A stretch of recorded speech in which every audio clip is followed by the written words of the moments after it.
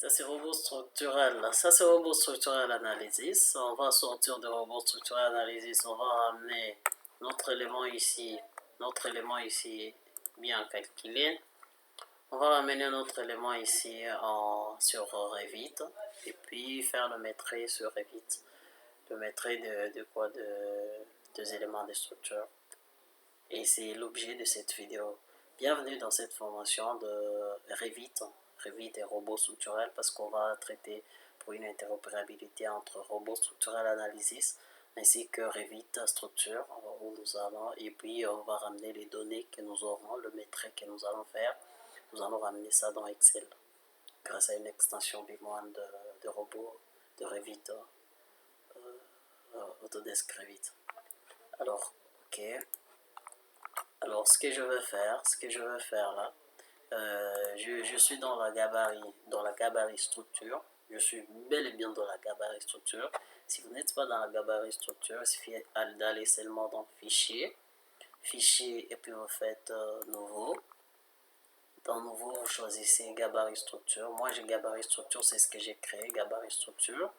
Gabarit structure, ce qui est sûr, vous pouvez en avoir, vous pouvez voir l'emplacement des vos différents éléments, des structures. Vous pouvez voir l'emplacement des éventuels gabarits. Moi, c'est en fait ça. Je suis dans la gabarit structure et je suis sûr que vous en avez aussi. Dans les cas contraires, veuillez signifier votre question un peu plus claire dans les commentaires. Alors, ce que je vais faire d'abord une interopérabilité entre ces deux logiciels. J'ai Revit 2019. Croyez-moi qu'il faut que ces deux versions soient ces deux logiciels soient de même version pour cette interopérabilité. Alors, ce que je vais faire, je vais aller dans module complémentaire, intégration, et puis je suis là, je suis complémentaire, et puis j'ai Revit structure. Automatiquement, ça me donne cette boîte de dialogue où je vais envoyer le modèle et les résultats. J'envoie le modèle et les résultats. Tout ce qu'il y a comme calcul fait ici, ça va aussi aller carrément dans Revit structure. Ok. Ok. Là, on est en train d'envoyer le modèle dans Revit structure. On est en train d'envoyer. Ça prend un peu de temps. Ça prend un peu de temps pour que nous ayons carrément le modèle dans Revit structure. C'est la fin de renvoi. Dans Revit. Il y a juste quelques avertissements. On nous dit que les résultats de ferrage théoriques sont indisponibles. Ce n'est pas grave. Ce n'est pas grave, mais les analyses, les résultats, les modes de calcul, les résultats ont été envoyés chez Revit. Tous les résultats trouvés ici ont été envoyés chez Revit. Alors là, je peux juste fermer.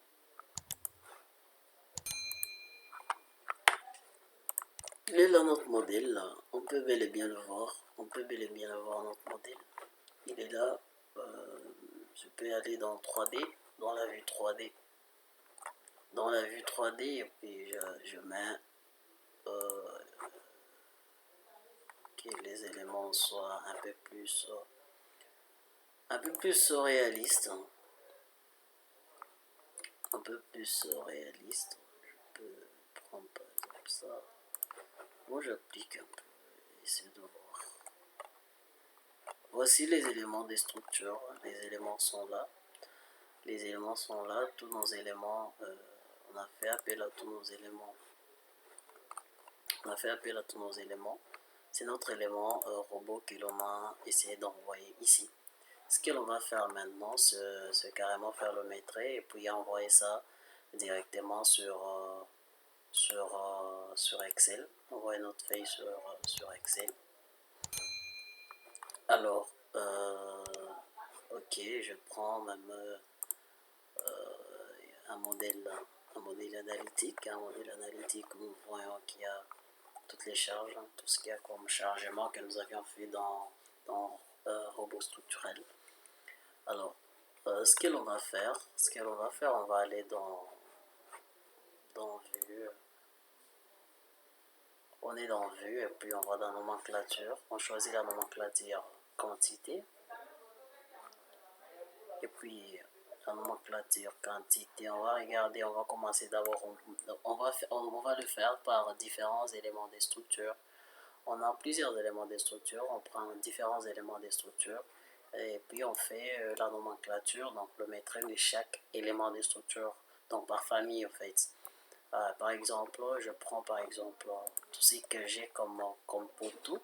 Par exemple, si je sélectionne cet élément par exemple, si je sélectionne cet élément, je peux sélectionner deux éléments puis je filtre pour voir, pour essayer de voir sa nomenclature. Je viens dans la vue réaliste, dans le réaliste, et puis dans le, on est là. Je prends par exemple, je prends une sélection pareille. Je prends une sélection pareille et puis je vais voir que j'ai ossature, j'ai poteau analytique, j'ai poteau porteur, c'est-à-dire si je prends par exemple cet élément, c'est la long green. La long green, vous pouvez bel et bien le voir, c'est long green, rectangular beam long green. C'est comme ça comme j'ai nommé ça ici. Si vous pouvez voir ici, lui, je l'ai nommé la section, c'est long green, mais c'est une poutre rectangulaire. Alors, ce que je vais faire, je suis là, je sélectionne ça, shift, ça, ok, je contrôle, je sélectionne les deux éléments et puis je filtre. Vous allez vous rendre compte que j'ai ossature, c'est-à-dire ossature c'est ça, et puis j'ai poteau porteur, parce qu'il faut savoir la catégorie d'éléments à faire le maîtrise, la catégorie d'éléments à faire le quantitatif. Alors je suis dans vue, je vais dans nomenclature, quantité, et puis dans la catégorie je prends poteau porteur, j'ai poteau porteur là-bas, et puis j'ai fait la création de tables de composants au lieu de faire une création de tables de valeurs. Alors je fais OK. Après ce que j'ai fait OK, alors ici dans le champ, nous avons champ, nous avons filtre, nous avons le regroupement, la mise en forme ainsi que l'apparence. Ce que je vais faire ici, je suis dans champ. Je vais maintenant définir les éléments qui seront dans mon tableau de quantitatif.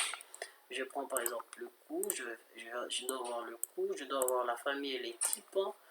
La famille et les types, donc le nom, la famille et les types. Je dois avoir le nombre d'éléments par exemple. Le nombre, je dois avoir aussi le coût, le nombre. Je dois avoir le volume. Je pense ça, je peux déjà avoir. Hein. On va pas mettre le volume estimatif d'armature parce qu'on n'a pas fait le ferrage, mais aussi le ferrage théorique a été impossible vu l'interopérabilité. Donc c'est juste que nous pourrions commencer par faire le ferrage théorique hein, et puis ramener les résultats de ferrage théorique dans Revit ou carrément faire le ferrage dans Revit et puis faire un quantitatif. On va faire officiellement le ferrage dans les vidéos qui vont suivre. On montrera comment on peut faire le ferrage grâce au logiciel Autodesk Revit. Alors ici, je peux commencer par la famille. Après la famille, je mets le nombre. Après le nombre, je mets le coût. Non, je mets le volume. Puis le coût. Le coût ici, c'est le prix unitaire. Hein. Le prix unitaire qu'il faut préciser dans les propriétés de chaque élément. On va le faire. Voilà, si vous pouvez bel et bien le voir là. Et puis puis je peux ajouter les totals. J'ai pu ajouter les totals, j'ajoute aussi les totals. En fait, je pourrais l'ajouter ici, Je pourrais l'ajouter aussi, mais je vais me faire une fonction parce que le total en soi, c'est le volume, le produit du volume et le coût. Je prends par exemple prix total. J'écris prix total. Prix total. Prix total. Je prends prix total. Après avoir pris total, j'ai fait que ça doit être le coût multiplié. Je prends le coût multiplié par les volumes. Le volume. Voilà.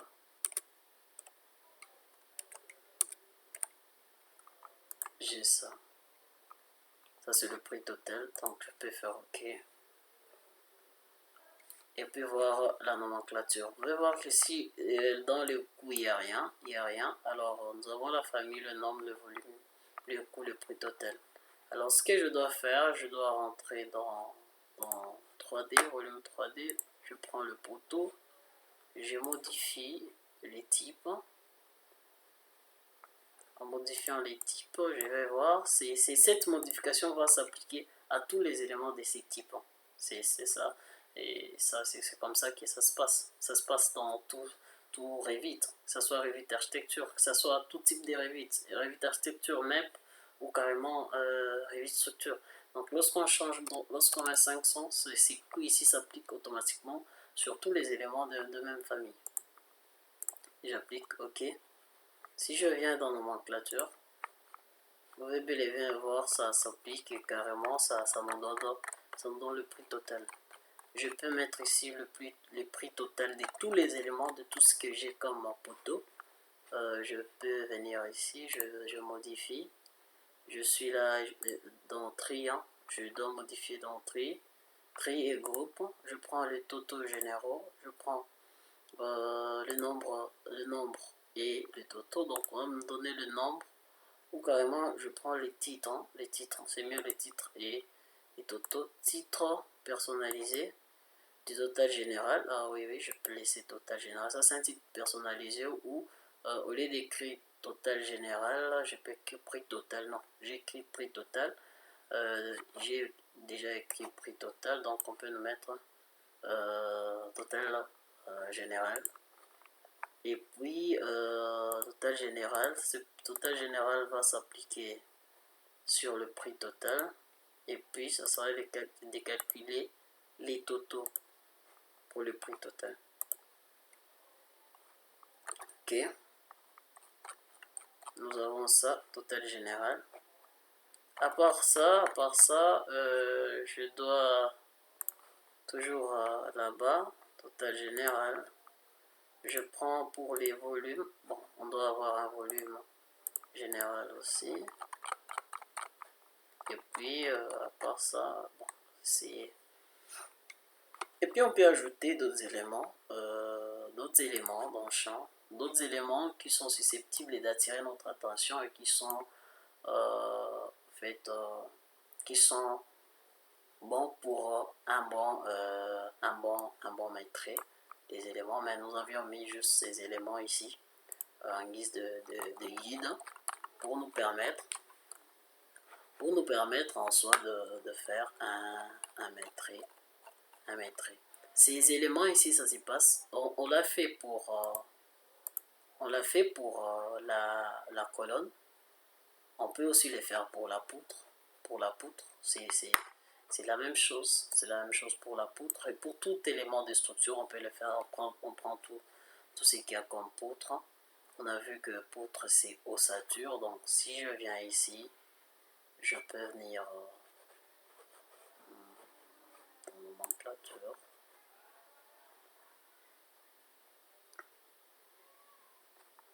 Bon, je peux être en vue et puis nomenclature. Je prends ces ossatures. On l'a vu quand on a sélectionné la longue grille et la colonne. Voilà.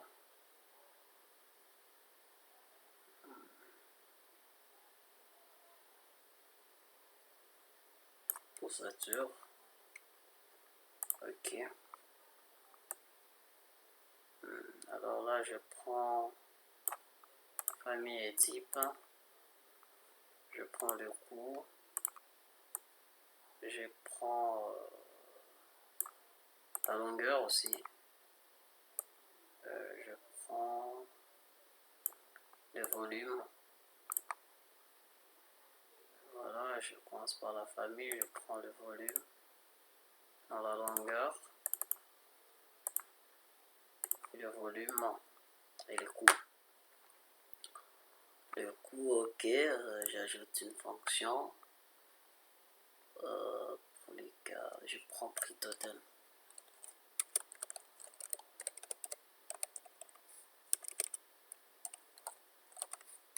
Prix total. Alors, ce que je vais faire, je viens dans... Je prends le prix total.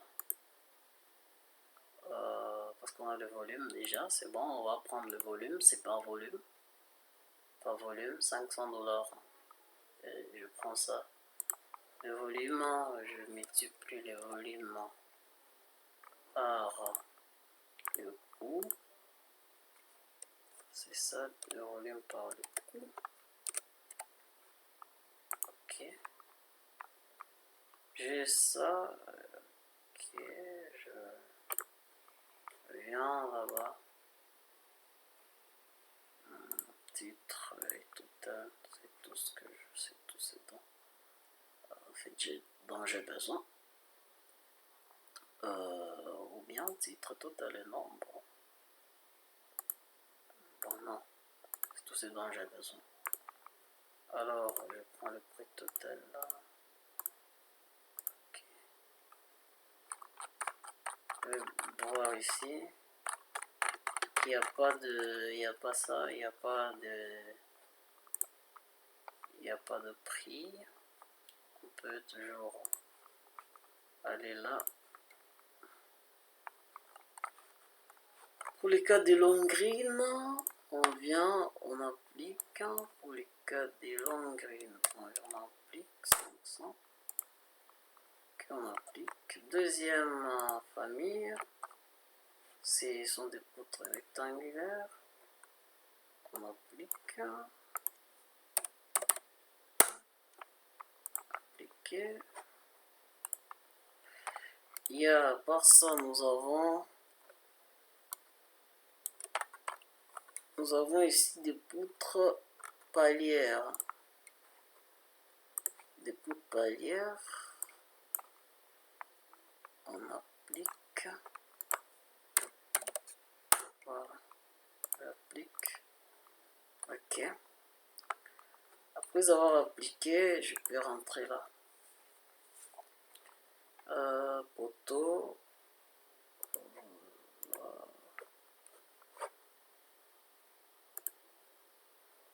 Je suis là.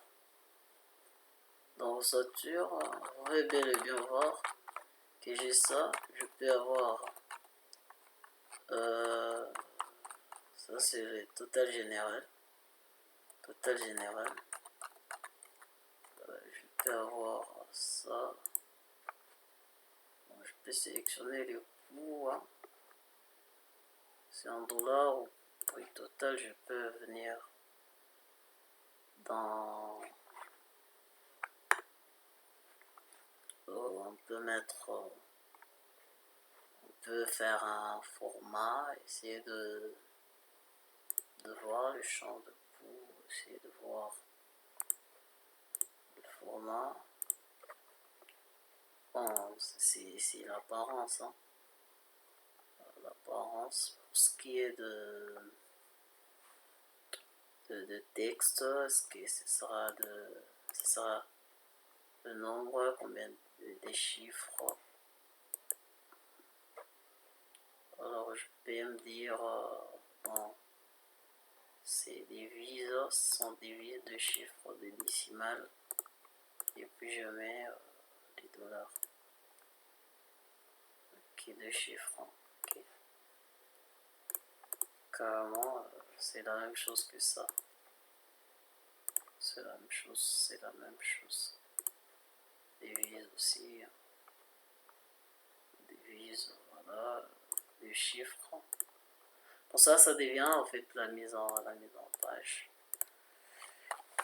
Ok, j'ai ces éléments, j'ai le total général. Je vais juste aller pour ce qui est de volume. J'ai besoin aussi d'avoir le total de volume. Attends, je vois bien ce que je fais là. Le volume, j'ai besoin d'avoir le total. Alors j'ai ça comme ça. Après, ce que je vais faire, je peux nomenclature, dévi estimatif, décuillé, dévi quantitatif, estimatif, poutre et longue, poutre, poutre principal,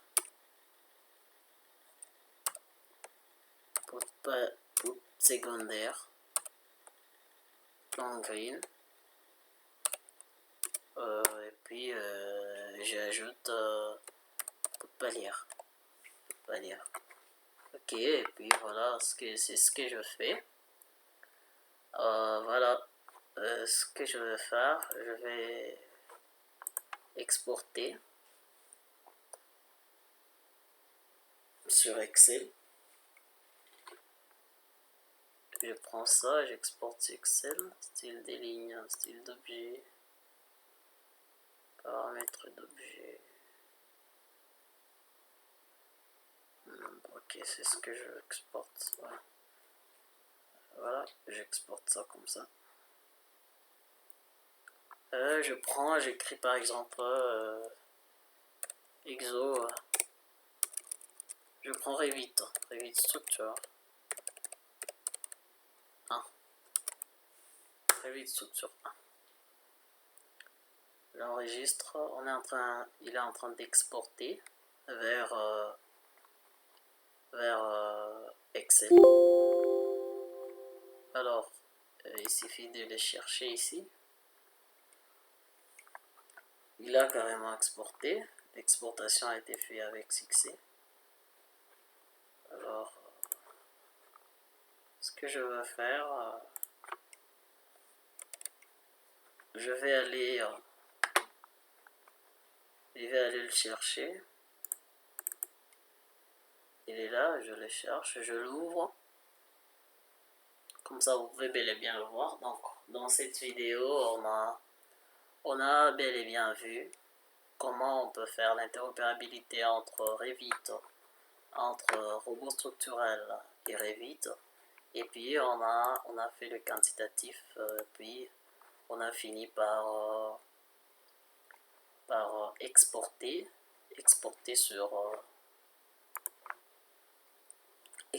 sur Excel. Sur Excel, les résultats que nous avions eu ici. Les résultats que nous avions eu ici. Donc, on est en train d'ouvrir les fichiers avec Excel, qui va s'ouvrir bientôt là avec Excel. Ok, voilà, on a le fichier, il est là. Il y a des éléments qui sont... il faut maintenant faire en fait la mise en page. Il y a des éléments qui ne sont pas venus. Il faut faire de paramètres. Il y a des éléments qui ne sont pas venus. Quand on a fait ça, vous voyez, donc lorsqu'on fait l'export, il faut venir avec la liste des familles, ainsi que il faut venir avec la liste des familles pour que vous ayez en fait les éléments de famille s'afficher, vous ayez les éléments de famille s'afficher ici. C'est ce que nous avons prévu pour cette vidéo formation et nous vous invitons à vous abonner si c'est la première fois sur notre chaîne pour ne rater aucune vidéo formation pour ce qui est des logiciels d'ingénierie.